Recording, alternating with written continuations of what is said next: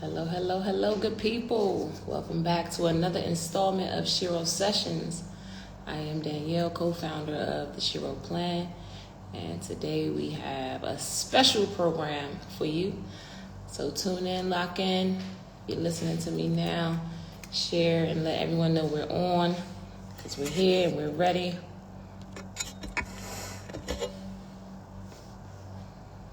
Hello, hello. My co-host, Monique.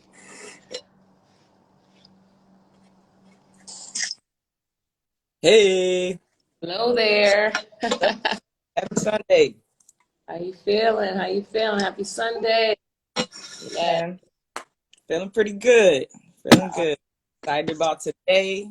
I know we got a lot in store to share and dive into with the people. So excited, man. definitely, definitely. I'm feeling the same way. I'm excited to be on another live with you. It's always a pleasure and a blessing. Definitely. Love you much. Always, always. So let's get into it now. Come on. Let me adjust my little chair. Oh. Yeah, no, we like I said, definitely have a lot to share today, and I have a special guest also. Well, we really start out by guys about the giveaway that we have in place. It's hoodie season, so definitely to celebrate the 25th anniversary of the WNBA season, which just finished up. Amazing season. It's probably one of the better ones I've seen since the 25. You know, it was a Yeah, good one. it was iconic. But yeah, I stayed up, in Abu Dhabi to watch the games, even though mhm, the time frame is a little different. I had to wake up for those games. It was amazing. yeah, a lot of energy, a lot of eyes on the games. I know I saw a lot of records about viewership on all of the platforms. I mean, the W's doing a great job there, but we just wanted to commemorate the 25th anniversary and give away one of those iconic orange hoodies. I know I got one, and definitely want to share the branding that's going on around the market with that. So please enter to win. We got one to give away. We put the instructions on our post, so take a look at, tag some Sheros and see who we can get to give this hoodie away to.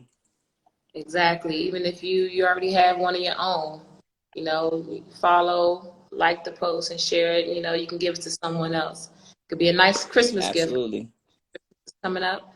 Could be a nice gift for someone, a girl in your family that might play ball, or a guy, whoever. It's Hmm. so men. We need you to get on this too. Not just get on this hoodie. Yeah, I know. I saw even tweets and things of people that sharing just how a lot of that marketing, you see the uptick in it, and now when you start actually wearing like you said, men wearing the gear, they have a little bit of work to do with some of that.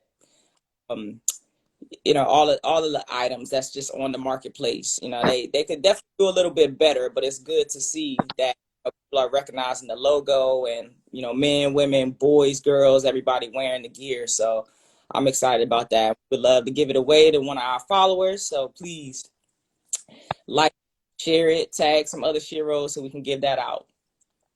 Definitely. And we also have some squad sessions coming up. In these squad sessions, you can get to know Monique and I a little bit better, get to know what our organization is all about. And we would love for you to come and listen and share your stories and join us in this journey of creating this movement and helping young student athletes. So you can join us in our squad sessions. Our next squad session is next Sunday on November Hmm. 7th. We'll have a Zoom call, so you can sign up. Go to the link in our bio. You can sign up for that. It won't be a live thing.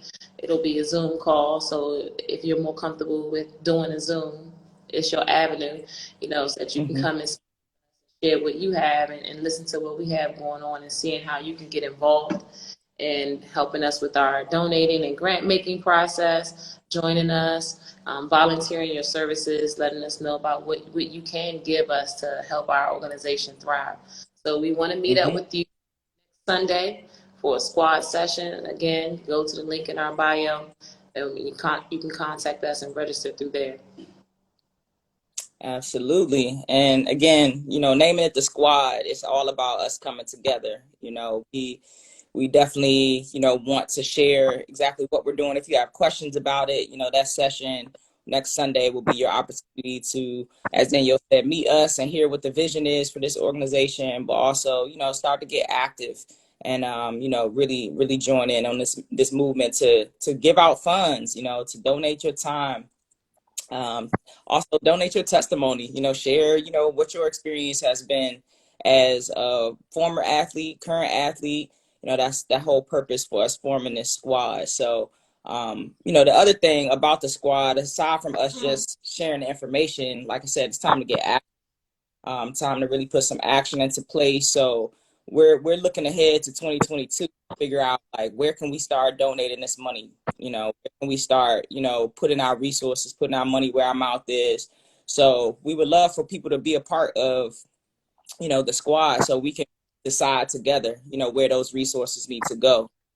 So again, looking at 2022 to, who knows, we might decide to go ahead and do a grant before the end of the year. We're thinking about a few things, but again, the grant making is a really big part of what we're doing as the Shero plan and as the squad. So please join those sessions and help us to figure out where to send the money to for 2022. Yes. Yeah. And you may know an organization right now where you think that, they can benefit from our funds. Send us that information, DM us, message us, hit us up on our website. You don't have to wait until the squad session to share any information that you have that could support a student athlete out there this week, especially with the winter coming up, just different community service engagements that we want to become involved in. So if you have something going on in DC, let us know. We would love to come out what you have going on in the city. Are you doing any kind of clothing drives, anything, let us know what you're doing. We want to share. This is an open platform just for us to share what we're doing, but we want to be able to share the things that you're doing as well. So please reach out to us. Yeah, DMs are open, we're accessible. So as Danielle said, let's join together. And I think that community service piece will also be another, big factor for what we're doing as a squad. So time, talent, treasure, your testimony, all of that is what we're about. So we're looking forward to hearing who all would like to join up with that. And, normally we jump into hot topics, but today we thought it'd be really cool to bring on a special guest and kind of go through some of these hot topics with her, since she's really involved in the industry. And we're thinking about ways we can get other voices involved in what we're doing. So we have a special guest planned for you today, Miss Coretta Brown, and we're checking to see real quick if she's on. And if she is, we'll bring her in. But I guess as that's happening, I can also tell you more about Coretta.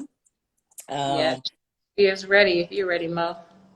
Okay, cool. Yeah, we can bring her on, and I can kind of go through the bio and all that good stuff. And we can just dive into the conversation if that works. Let's do it. All right, let's see if we can get Coretta The in. Coretta Brown. Coretta. My people, good morning. Hey. What's going on? I feel honored. This is my first time on IG Live. I feel like I done made it. Oh, yeah. You're in here now. Yes. And we team live over here. I'm good. What's going on, man? Doing well, sis. So thankful, grateful for you to come on and join us today. I should have did the math, man. Like, we've known each other so long. I'm like, when did we first meet? Don't put that out there. That's gonna tell our age. I know that's true. That's true. Put that out there. Yeah, it's been a minute. Like, we're really good friends. In addition to just like, you're my sister. I know you and Danielle have met as well, and just being able to complete this circle is phenomenal. So we thank you for just being on board with us and supporting everything we're doing. I'm gonna run through your bio if that's okay. Oh my gosh, man. It's a little lengthy, but we got to tell the people. More the people. But no, Coretta, no, let the people know who we're dealing with. Let the people know. we got a great on the line, so I'm gonna read a little bit and share my little input. But no, we've definitely known each other for a while. But Coretta was drafted 11th overall by the San Antonio Silver Stars in 2003. So a WNBA alum on the line here. Before she got traded to the Indiana Fever, and that's where you played 3 seasons. That's right. Yep, that's right. All right, played 3 seasons with Indiana Fever, and then her final 2 seasons actually with the Chicago Sky, who just won the championship. Let's go. Yes, so super exciting. So that was their inaugural year too when you played there for those 2 years. So first year being the inaugural season for Chicago Sky, that's probably an amazing experience. And then you also played overseas. Yep. For a little bit in FIBA and with that was in Russia with Team USA. Yep, that was in Russia. Got you. So, wealth of experience on the playing side. Not to mention your undergrad, which I learned something. I didn't even notice this, and I had to read your bio, but graduated from North Carolina, which I did know. Yeah, but you did your bachelor's in African American Studies with a minor in English. Whew. Man, you dove in. She dove in. Yeah, I just want to put that out there. That's good stuff. But I didn't know that. And then I did know that you hold a record at North Carolina as the 3-point shooter, like made the most in school history. Excuse me, hold on. Let me get this right. Ranked 3rd in ACC history, but you are the record holder for 3-point shots made at North Carolina. Like, come on, shoot it. Okay. I love it. 251 shots made at North Carolina in 3. All right. And then you jumped into the coaching game. In between there, I know that's where you and I met, the Women's Basketball Coaches Association, but you've been coaching and had stops at Tennessee Tech, University of Alabama, West Alabama, also Georgia Southern, and now being at Eastern Kentucky. Let me not leave out your head coach experience as well at Thomas University, which I understand that was the first time that Thomas had a women's basketball program. Yeah, I actually started that program there. And shout out to Coach Guy. She was actually one of my GAs. She just hopped on. Okay. Shout out to her. Yeah, it was tough times, man. That was my first gray hair, like starting that program. For real. Everybody, it was, it was an NAIA school. They never had a women's basketball program. So, I mean, I learned a lot. Not just so much in the coaching game, but I learned a lot about me as a coach too in that process. Yeah, for sure. Yeah. That's wild to even think that when you were there, that was the first time. I understand, small school, NAIA, but first time they've ever had women's basketball. Wow. That's incredible. How tell us about first, that? Like they had a men's program before. They had a men's program, and then they shut that down. And then when they brought basketball back and they was talking about bringing them in, they was like, well, let's start a women's program too. And then I got the job. I went from Tennessee Tech as an assistant, thought I was going to be assistant for 20 plus years, to becoming a head coach, sitting in a head coaching chair the first time and starting the program. Like, you talking about being slapped across the face. I had to learn a lot quick. Sure. What would you say are that you had to learn quick if you'd had to name 1 or 2 things? Man, it was a lot, right? So I like winning, like any coach. I'm used to winning. But as an assistant, you only got certain parts of the program. Whereas when you become the head coach, you got all of it. And me being on the NAI level, I didn't have assistant coaches. I had GAs. And so I felt like I was just constantly teaching, like just constantly, do we do this? Do we do this? Like literally I had a checklist every single day of like 20, 30 some things that I had to go through. Where we at with this? Because again, I'm coming from Division I, so I'm trying to operate this NAIA program like it's freaking UConn. And so it was just a lot. That was one of the main things that I learned is that, that head coaching chair is indeed a different chair. And then just the relationship with the players. A lot of times as assistant coaches, we get that, but as head coaches, not that much. Yeah. So I think I learned a lot about me, and this is what I'm saying as a coach, on how to deal with different individuals, because I don't just have my position group. Like I got 15 personalities that I'm trying to mesh and become one for one goal. So learned a lot in that process. Yeah. Wow, and then it's not that you're coaching young kids. You know, when you're dealing with women, grown women, that's a different level of coaching experience you need to have. Whole different. Because they grown, you know, a lot of times they already got it figured out. I'm telling you, that's where the gray hairs came from. Right, right. They already got it figured out, but I'm like, no, trust me, sis. I just saw this 4 years ago. This is how this gonna pan out. But you know, the beauty about it, and I think a lot of coaches, I see a lot of coaches on this call too. This is why we do it. Like they may not appreciate it then, but when I tell you the amount of calls and texts that I got like 4 or 5 years after the fact that they finally got it in life, I'm like, okay, it was tough. I got gray hairs. I probably aged like 20 years during the process. Right. But it was worth it, you know, because at some point in their life, like they got the message that was trying to be hammered home. So that's always rewarding. Absolutely. Yeah, I can identify with that. Also, I haven't coached on a college level, you know, like you, but even coaching young people, you know, coaching middle school, high school, I've had that same experience, and I was a grad assistant as well. And I didn't allow I kept that separation. So I didn't allow my players to like follow me on social media and things like that back then. But to your point that they've now grown up and they're adults and they have kids and, you know, they're coaching now, to hear a lot of those lessons that we were teaching them through sport is like, wow, you guys have now turned into these women. So I'm just grateful to have had that impact in a little bit of time just on sport, you know. And I know this as you being my friend, but like you describe yourself like as a servant leader, you know, to tell us what that means and like how does that play into your philosophy of coaching? Man, that is the philosophy, you know. And again, like I didn't learn that about me as a coach till I was at Thomas, you know, because I mean I care, like not just on the athlete, but I care about the person. Like I want to see you grow. You know, I've been using the motto 1% better every day for almost a decade now. You know, and so for me, you know, it's like for me, my mom, you say what now, Danielle? Say that again, walk. You said what? Motto. Can you say the motto again? The motto, the 1% better. So every single day that we wake up and we're blessed to take that first breath. Okay, we got 24 hours. Your only goal should be 1% better. Some people 1%, 2%, whatever than I was yesterday. You know, and I think that negates the competition. I'm trying to be so and so. No, like just be you. Just walk in your greatness and be you. And so for me, that message really hammered home when I was at Thomas. And I'm like, okay, this coaching, like this is really my ministry because it was frustrating during the time. You know, I'm trying to teach these kids like what I know. Like I'm not teaching you something I read in the book. Like I've actually walked this out. I'm trying to teach you what I know. Facts. It was frustrating, you know, because I'm still young. I'm like early 30s. And I'm like, why are they not getting it? So one of my really good friends who happened to be a pastor at the time, and she was like, this is your ministry. And, you know, like, I think I kind of knew it, but that was the first time it was like really just hammered home. Like, this is your calling. Like, this is what you're called to do.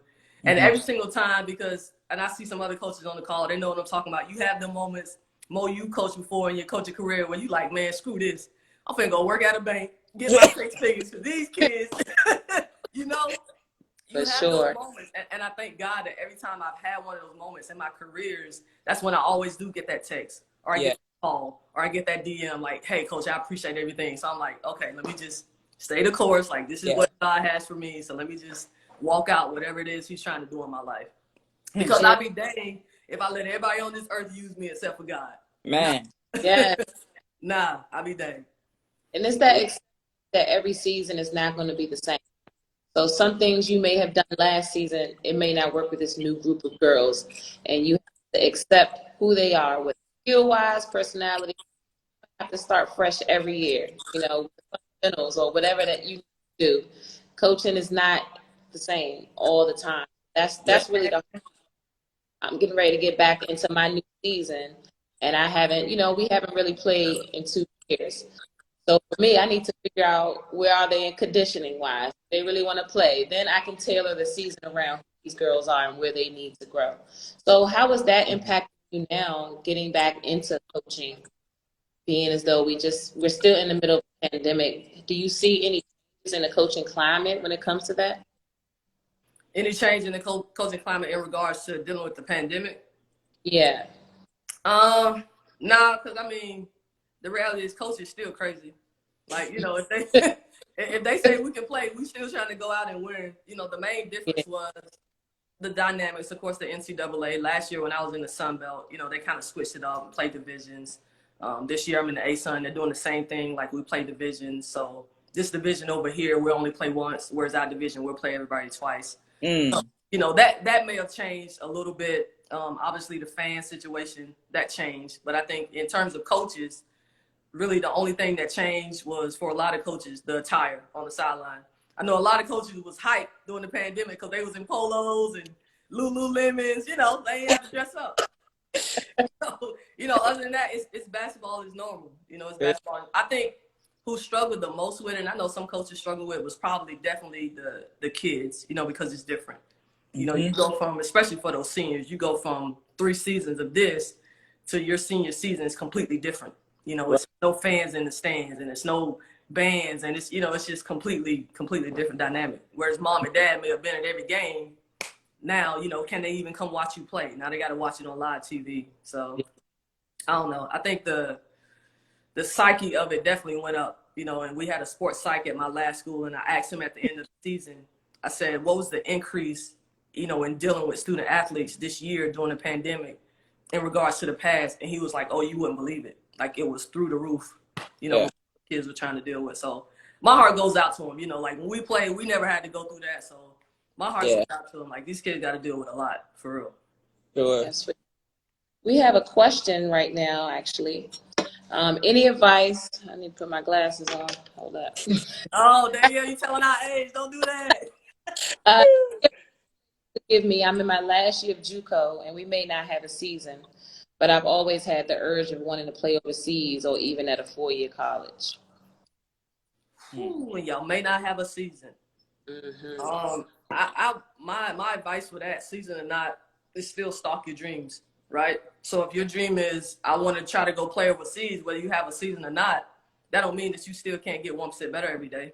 You know, even if it means I got to go in the gym on my own, do what I got to do. If I got to go play in a women's summer league or whatever to create some film there to these different overseas opportunities, you do what you got to do. You know, and I think that's so real. Like, that question is so real for a lot of kids in this generation. Like, they let their circumstances kind of determine what it is they're trying to go. And I'm like, nah, like that's 10% of it. The 90% is how you gonna respond. Like, if you say you want this, especially women, like when we make our mind up, it's a wrap. You know, so if you're saying you want this, like, go get it. Be 100%, be all out, go get it. Like, what's the worst that could happen? For sure. Yeah. Especially with social media now, it's so much easier to put yourself out there. I remember we had VHS tapes. We had to bring big camcorders in the right. We had to mail our tapes, you know, and hope that they get there. No, right. So, seriously, and I had a kid ask me that one time, or a coach actually was like, you know, do you guys, when these kids are posting highlights and stuff on social media, like, do you coaches look at it? Absolutely. You know, like, I've recruited kids like that. Like, you put a highlight together, especially if it's offense and defense, like, of course we're gonna give you a look. Yeah. I think that again, so the players on this call can hear that. Offense and defense, because I don't often see a lot of defensive highlights. No, not at all. Not at all. Well, and it's so funny that we're talking about defense because I'm definitely an offensive-minded coach. Put that out there. I believe the offense is the best defense. You know, but if you're talking about, again, like, at the end of the day, I like winning. So you got to be able to play the other end on the court too, you know. But I agree, like, a lot of these trainers and stuff, you know, when they're posting their videos and they're pubbing their kids, they're not pubbing defensive workouts. They're not even doing them. They're working for individual skills, you know. So yeah, that you saying something right there. Cause I know I get a good laugh sometimes looking at some of these trainers making up drills that have nothing to do with, you know, team concepts. Man, I think it was Coach Lavelle. He had posted it on Twitter, and he was like, you know, it's crazy that we got some of these trainers out here training your kids who never played a day in their life. Yeah. And I was like, oh, that's so real. That's so real, you know? Wow. Yeah, and you also brought up, I guess that last question brought up another thought I was having, thinking about recent things happening. Have you heard about this Athletes Unlimited League that's coming out? Athletes Unlimited? Yeah, Athletes Unlimited. No. Yeah, it's like a new league. Well, they've had softball already. They've had volleyball. I believe they're also going to have lacrosse, but it's kind of like a player-driven type of league. And it's supposed to start this summer. Now, again, they've already had softball, and it's pro, it's pro level. So now they're bringing, I believe, Ty Young, Natasha Cloud, and Sydney Colson are all going to play in this league. Now, I'm curious how that's going to lead into other opportunities because it's here in the States, and yes, we know, you played overseas, and a lot of these pros, they end up going overseas to play, but I'm interested to see how this league will develop other opportunities for more women to play, I'm definitely interested in it. I've never heard of it, but I like it. Yeah. I like it because, I mean, even if you look at the WNBA, like in the States, that's all we have. And some players don't want to go overseas. Like, they want to stay where they grew up at. And you think back, some of these players just got cut this year. Like, they legit ballers. They can play, but their only other opportunity is to go overseas. Mm-hmm. So I'm all for it. I think they should have a big 3 for women too. Man, it has to happen. Yes. Put us on. We want to run a league. We want to run a 3-on-3 league. Right. Somebody Ice Cube. Let me saying emotion. Yeah. Emotion. Yes. Put it on. And I vision for that. Even during the WNBA semifinals where Phoenix women, they played before during the men's game. I could see that being a trend. Big 3 women play at 3:00, men play at 4, or vice versa. I think bringing the women alongside of the men has definitely, boosted the game a bit, got the crowd going. So I would love to see a big 3 for women. I know they do have the 3-on-3 in the Olympics, and U.S. won that, of course. So that was nice to see that 3-on-3 game is definitely evolved. Yeah, for sure. Yeah, I like it.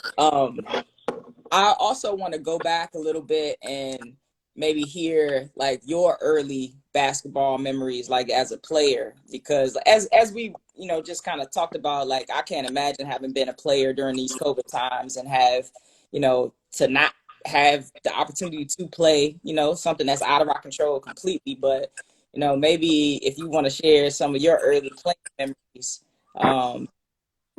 like favorite early basketball memory you got. Man, it's a lot, right? Like, of course, you remember all the game winners. You remember them. You remember them. You remember the 40-point games. Yeah.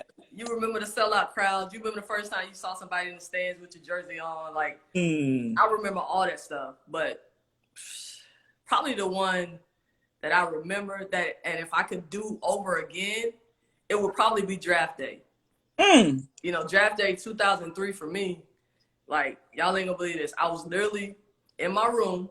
This is senior year. Like, already on the phone with my agent. She's like, "You gonna go first round? We just don't know where." Okay, cool. So I'm in the room on my laptop watching TV, doing laundry downstairs. Oh man, this is on draft day. I kid you not. My agent, like, she's calling me, yo. She was like, "Did you see it?" I'm like, "Nah." She was like, "Fool, you just got drafted number 11." I'm like, "That's what's up." I'm like, "Cool. All right, well, let me know. What I need to do. I gotta get my clothes out the dryer." Oh wow. Because women we multitask. Multitask. That's us. We just, yeah, okay, that's cool. Draft it. All right, cool. I got to get clothes because then I got to go over here and then I got study hall. So if I could do that over again, like, I would definitely like just take time to pause and like be in that moment, which is kind of ironic because I'm always trying to tell my players now, like, be in the moment. And I was not in that moment at all. Like, I was all over the place. Yeah. Wow. Man. Yeah, man. Oh gosh. Oh man. That was a good story. Yeah. That's wild, right? That's why I say I would do that over again. Everybody's like, "What you doing draft day?" I was actually doing laundry. So if you do it over again, you would get your outfit ready and your shoes and all of that, Definitely. I would have my family come up, like we would do something big. Like, I have the coaches rent some room there in Carolina. Like, we would definitely do like some kind of big party because I would want to celebrate my teammates too. Yeah. You know what I'm saying? Like, I would want them in on that because it wasn't like I was passing the ball to myself. You know what I'm saying? Sure. Like, I would want everybody to be in on that celebration. Right. Yep. Shout out to all my Wnba sisters on the call. There you go. Wnba. Nice. Man, okay. Let's see. I want to jump to another kind of hot topic, thinking about just equity and pay equity. I know a couple weeks ago, Don Staley got her big payday down in South Carolina. Absolutely. One of my favorite point guards of all time. Definitely, favorite coach. I'm loving what she's doing for the game. But I'm curious your thoughts about that. Not just on the college level, but just pay equity for women in sports in general. And seeing that, like, as an example, like, what are your thoughts around pay equity? For Man, about time. Yeah. About time. It's about time because Dawn, just like Roy Williams at Carolina or whoever, she's doing the same work. You're Division I head coach. Like, the work doesn't change, male or female. You're doing the same work. Assistants got to scout just like the male assistants do. It's basketball. Sure. So I think it's about time. I think everybody should be getting it. Yeah. Across the board. And that's so big, man, just like the whole equity thing and in general. Because women do a lot. Like, to me, women the foundation and the backbone for a whole lot. Mm-hmm. And so Dawn getting her coins, my mind, about time. It should have been happening. Same for my WNBA sisters. Like, I get their season is shorter, but their body's going through the same pounding every single day. They got to practice every single day. They got training. Let's put the coins behind it. Yeah. Sure thing. And I realize. Yeah. Say that again. Money where the work is. Mm-hmm. Exactly. Yeah, for sure. Yeah, and I'm also, I don't know, I think there's a lot that goes behind that, and I understand, like, it's a business and things like that, but I think we have enough smart minds out here that we can figure it out and, just take away that barrier in general. With pay equity across all industries. And I do think, just listening to some of Dawn's comments too, that's a lot of what she was speaking to, that it's not just about women in sports either. This is across the board, in the States and globally. Like, we need to make sure that this isn't a issue anymore. Why isn't it an issue? Let's get to the root of this. And just, I'm glad South Carolina stepped up to make that move. To be an example for other organizations too, and then for it to be a Black woman. I mean, come on, like, yeah, right. But yeah. I mean, that's the trend. Like, I'm sure we all on this call, we know of some successful woman, that probably didn't get a job because of who she didn't know. Not that she wasn't qualified for the job, not that she wasn't the best candidate for the job, but she didn't get the job because whoever was hiring knew so and so's dad. So let me hire him to keep it there, So and I think that's the thing. Like, we're not asking for handouts. It's just like, give us what we earn. Like, give us what we deserve. Like, accept our greatness. If we're the most qualified, then we're the most qualified. Let us get the job. Sure. Yeah. Yeah. And also, that's another good point too, about just like who you know. I know we talk about like networking, amongst your teammates. So, like, come on, Danielle and I tell this story all the time. Like, she and I didn't know each other growing up, playing ball in the same county, but we had a lot of mutual friends. We had mutual teammates, and now here we are, how many years later, right, like building this, this movement. So I'm grateful. And same thing with you, Coretta. We met working, in the industry, so networking with your teammates and with people who are your opponents and things like that, I think are huge for women continuing to be. It's enormous. And that's, again, like, that's one of them life lessons that I try to give to my players. I'm like, when we out on the road, restaurants, wherever, I'm like, you never know, that hand that you shaking, that could be your boss in like 3 years. Like, your network is going to be your network. For sure. Like, for sure. So get out there, like, make yourself known. This the whole NIL thing, like, I kind of like it. You know what I'm saying? It's giving these kids the opportunity to be their own individuals and capitalize off of it. So, again, that's networking too there. Yeah.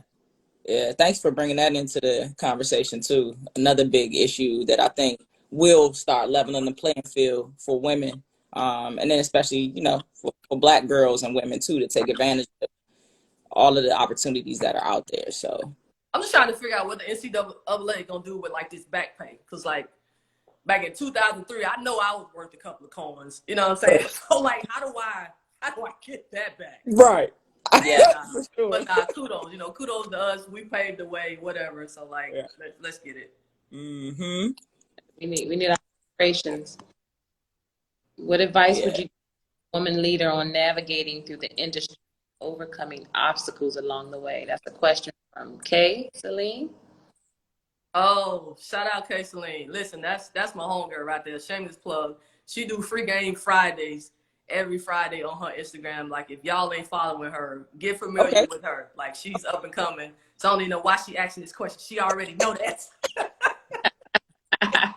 But nah, what advice would I give to a young, inspiring woman leader on navigating through the industry and overcoming obstacles along the way? Just own your dopeness. You know, like that. Like, that's the main thing. Again, like, if you're in this career and you want to be in the women's leader role, whatever that is, AD, whatever it's want to be, like, own who you are. Because again, like, one thing about women, once we make up our mind if this is something that we want, we're gonna find a way to do it. So I would just say own your dopeness. I think some of the barriers are being broken now to where we will one day fully be accepted for who we are and not have to code switch and do all of that other stuff, but just be fully accepted for our dopeness. And so that would be the advice that I would give. You know, it's just keep working, you know, and just own who it is that you want to be and own your dopeness. And of course, network. For sure. Because your network is gonna be your net worth. Yep. For sure. Yep. Yeah, and I think since we're talking about barriers, and one of our goals, our big goals, is to like identify these things and get it out. You know, let's call it out, but let's also be a solution to the problem as well. So I want to ask this in a kind of dreamer's way. If we freedom dreaming out here, you know, what is the one barrier that you see right now for Black girls or women in sports that if you had unlimited money or unlimited resources that you would want to solve? Whew. Man, it would be just the acceptance. You know, like, it would just be that, like, just accept us. Like, example, you look at Simone Biles, right? The goat of gymnastics. She out there doing stuff that people ain't even know was possible. You know, so instead of accepting that, like accepting her dopeness, like, oh my God, this is awesome. No, you can't do that. That's too dope. Yeah. That's too no, you can't do that. You got to scale that back. So Yeah, that would be my thing, is like, just accept us. You know, just accept us, because we gonna excel, right? Like, we gonna do that for sure. We gonna be phenomenal for sure. So just accept it. That's yeah, powerful. it is. That's powerful. Man, my little cousin, I see, cuz I see you. Chill out. We on live. Or, you know, folks through, we just let us support that you're getting from people, because I can feel your energy. So I definitely feel that you're bringing this to our platform too. So it's nice to see you. Hey, little cuz. Right. Hey, look, nah, man. Speaking of the platform, like, man, like, first of all, like, Danielle, when I first met you, I'm like, yo, her energy is crazy, and like, I thank God for that. Like, I pick up on people's energy now. Ooh, I done avoided some stuff because of that. But like, I rock with what the Shero clan is doing. You know what I'm saying? Because empower women, empower women. So what y'all doing, man? Like, I appreciate everybody on this call. If you're not, you need to get on it. Like, support these sisters for real, because they're helping the next generation walk in their greatness. And so I'm gonna rock with that 100%, 365, 24/7. We appreciate it. That's so That's real love right there. It means a lot, and I'm with you 1,000%. Like, we have to do it for each other, you know. So, you know, I know there's a lot of big foundations and corporations out there that are doing different things, but it means something when you get the real people, you know, in the game, you know, to really put your money where your mouth is, put your time where you're, you know, where it's needed. And then, as we talk about often, it's not your money and your time, but even this testimony, like, just being able to hear and see, you know, women who have been there and done that, and, you know, taking that to really take it and run, I think is really, really powerful. You know, and we often say you can't be what you don't see. So, you know, you got 3 amazing Black women here, and we're just looking for others, because we know there's tons of us out here, you know, to just join up and, you know, really keep this thing moving. I'm with you 1,000%. We got to get people to accept us, and by doing it, it's because we are dope and we're just being that. You know, we're just doing it. We're making the action happen. So I appreciate you saying that. I appreciate all the support that you have given us from day one, you Of know? course. Yeah. Easy. That's a layup. That's easy. Yeah, for sure. And that's the Well, reason we started this platform instead of trying to join someone else's organization and fit their box of what they think the Shero plan is supposed to be. We know the lessons we learned when we were young. We know what we would have wanted, growing up. So that's what we're trying to fill that niche to help bridge that gap and break those barriers and give girls the things that we wanted when we. I wish I could go on a call and just talk to women. Back then we were playing sports, we didn't have social media like this. It wasn't like this. So where can we fill the gaps? Where can we help in our own terms? And we don't have to fit into anybody else's box. We can do things our way, and we can bring people along. It's, like you said, Mo, it's about the money. Your time, your talents, your testimony, anything that you can offer, even if it's one day of service. We just want to bring people together in a way that weren't able to see. When we. I'm gonna throw this out here real quick. Talking about things and people to see. So when I was trying to think about like who am I, like what do I want to do? I got all these sports, passions and things of that nature. I know I want to give back. I know I want to teach, and this is like me straight out of college. So I'm like, you know what? I'm going to eventually coach. So let me just find a book real quick so I can get a few tips. Sis, I never showed you this. All right, Coretta Brown on the cover. Oh my God, yo. I mean, it's all bent up. I got my highlights in here and pages all bent. But I'm telling you, I was in the bookstore. I can't even tell you what year it was, but I knew if I was going to be great at coaching, I had to go find the complete guide to coaching girls basketball. And lo and behold, building a great team the Carolina way. Coretta Brown was on the cover of this book, and I have had it for years, sis, like years. And like to end up meeting you and just like you just be so like just so cool and so chill. I just appreciate, your energy as well. And like that's something, like I said, a go-to for me that I'm like, man, that's an image of a black woman. Hold on, excuse me, 3 black women, because we got you got Nikita Bell on there. Who else? Yeah, Ivory on there.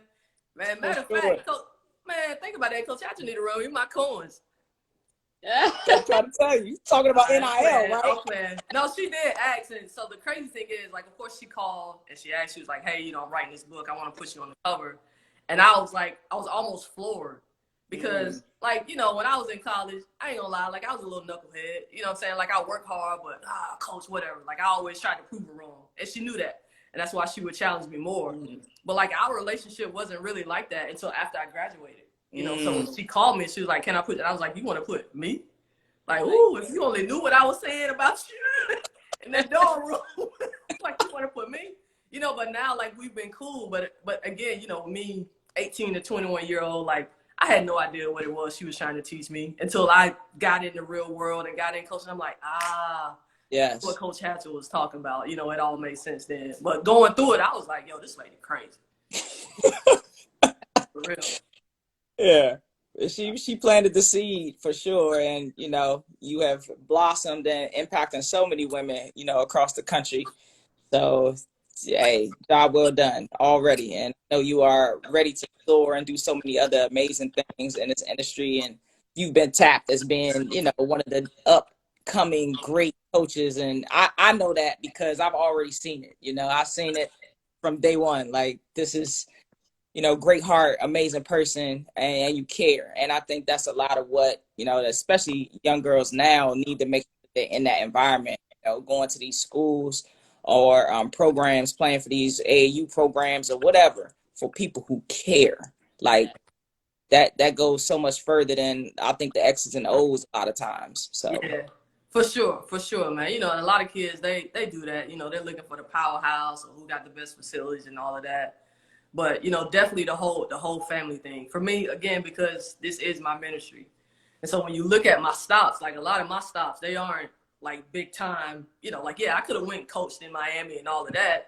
But like, if this is my ministry, I'm going to go wherever he send me. And like, I tell a lot of my mentees this and they laugh at me. They're like, yo, Coretta, you crazy. I'm like, am I crazy? am I walking in my calling? Because I'm like, if he tells me, Woo. hey, I got a job for you over here in Alaska, I'm gone. Like I'm out because I'm like my steps are ordered, and this life is not my own. Like he's guiding me. So my only answers is yes and amen.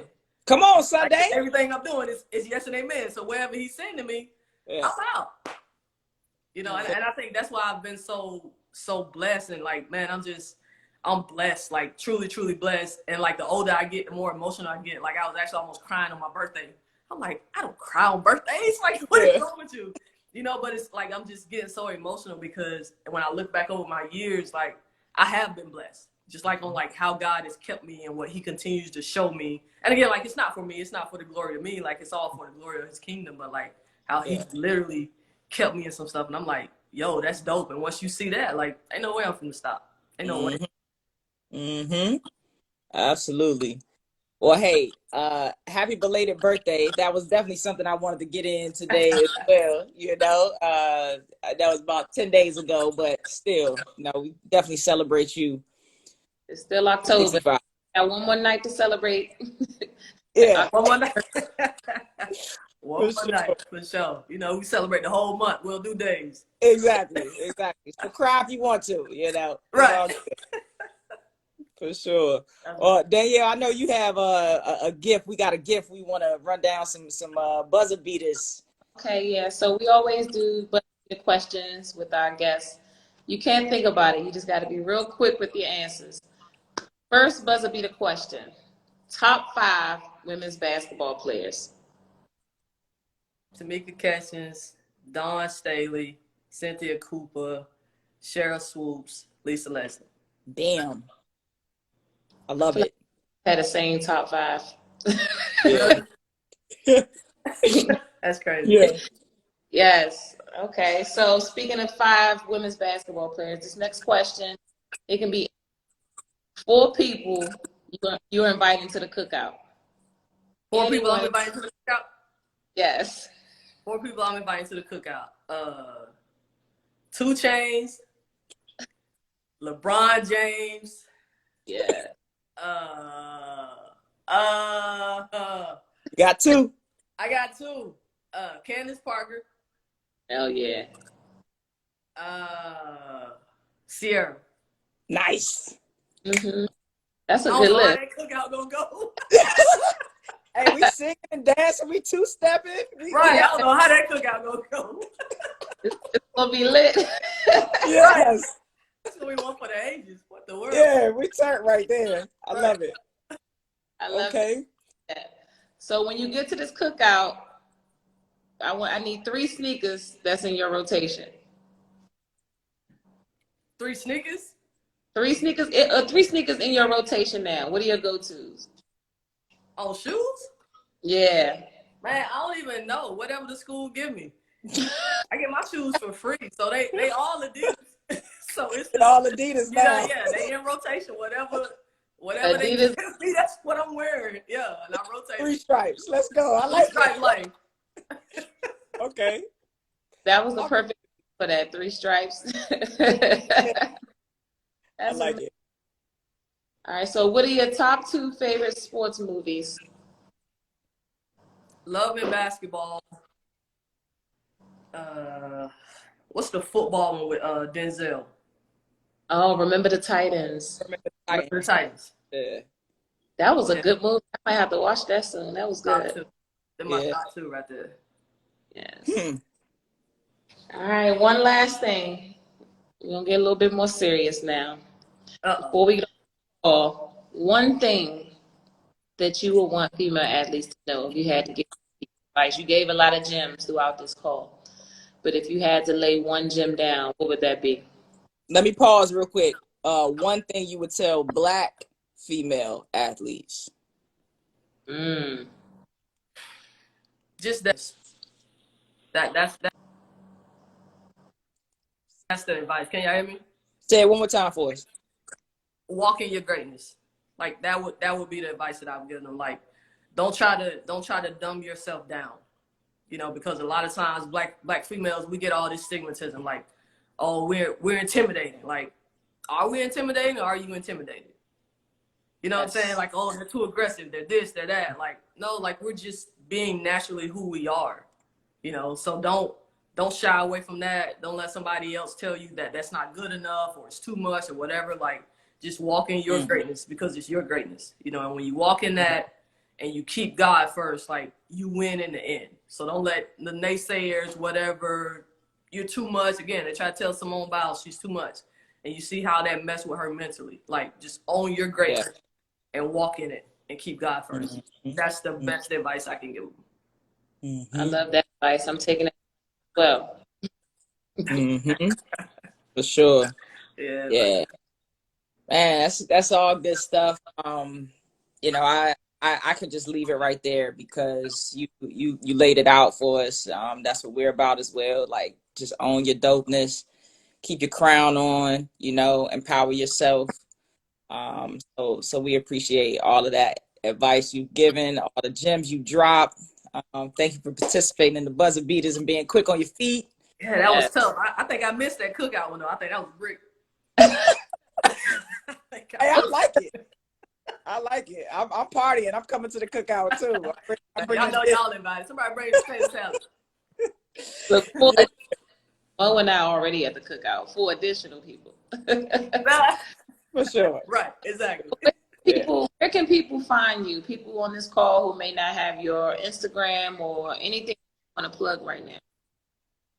Man, you can find me in Richmond. You know, I think most of the people on here know me, but you know, of course, my Instagram, I got a Twitter, I got a Facebook, Coretta Brown.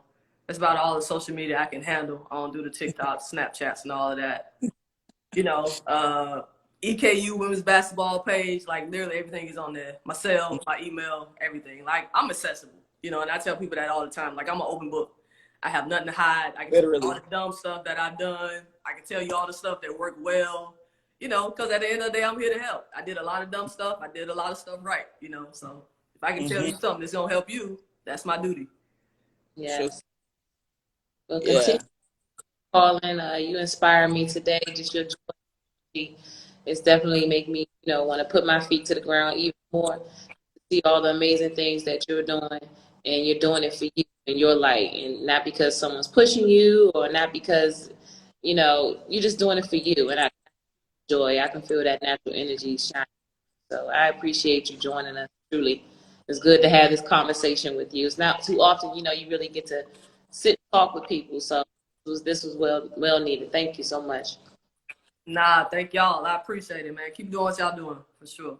Will do. Well, you all know how to find us. We are here on the Shero Plan on Instagram, also on YouTube. So if you haven't checked out our YouTube or want to look at past sessions, please go to YouTube or either on our Instagram profile.